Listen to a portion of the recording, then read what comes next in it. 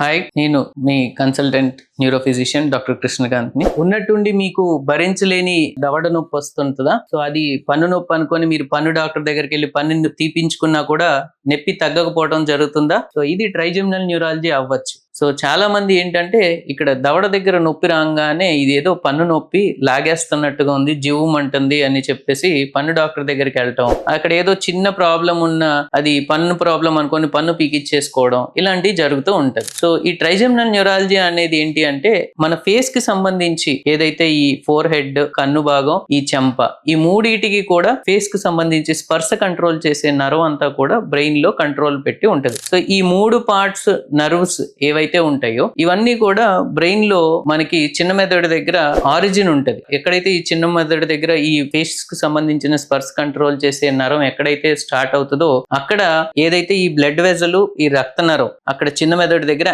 Angle తగ్గిపోవడం వలన ఈ నరం మీద ఒత్తిడి పట్టడం జరుగుతుంది. సో అలాంటి వాళ్ళకి ట్రైజెమినల్ న్యూరాలజీ యొక్క సిమ్టమ్ అంటే నరం లాగేస్తూ ఉన్నట్టు, షాక్ కొడుతున్నట్టుగా, జిమ్ అంటున్నట్టుగా, పర్టికులర్ గా ఇది అన్నిటికన్నా లార్జ్ ఏరియా అన్నమాట. ఈ ఏరియా సప్లై చేసేది నరం వెడల్పు ఎక్కువ, మందంగా ఉండటం వల్ల ఇది మోస్ట్ సెన్సిటివ్. సో ఈ నరం పార్ట్ ఎక్కువ ఎఫెక్ట్ అవడం వల్ల ఇది లాగేస్తున్నట్టుగా ఈ పార్ట్ ఎక్కువగా కంప్లైంట్ చెప్తుంటారు. కొంతమంది పేషెంట్స్ ఇక్కడ స్పర్శ తెలియట్లేదని, ఇక్కడ కరెంట్ షాక్ కొడుతున్నట్టు ఉందని కానీ, ఈ ఏరియా వరకు నాకు మొద్దుబారినట్టుగా ఉందని కానీ, తిమ్మిరిగా ఉందని కానీ, ఇలాంటి సిమ్టమ్స్ తో వస్తూ ఉంటారు. సో ఈ ట్రైజెమినల్ న్యూరాలజీలో క్లినికల్ గా మేము చూసి అసెస్ చేసి వాళ్ళ హిస్టరీతో ఓవర్లాప్ చేసుకోవడమే కాకుండా ఎంఆర్ఐలో మేము ఆ యాంగిల్ మెజర్మెంట్ అనేది చేస్తూ ఉంటారు. సో ఎంత సివియర్ గా ఉంది అని చూసి దాన్ని బట్టి మెడికల్ మేనేజ్మెంట్ తో మాక్సిమం చూస్తారు. కొంతమందికి ఎవరికైతే high dose of medical managements తో కూడా కంట్రోల్ అవ్వట్లేదో వాళ్ళకి ట్రైజెమినల్ న్యూరాలజీకి సర్జికల్ ఆప్షన్ కూడా ఎక్స్ప్లెయిన్ చేయడం జరుగుతుంది.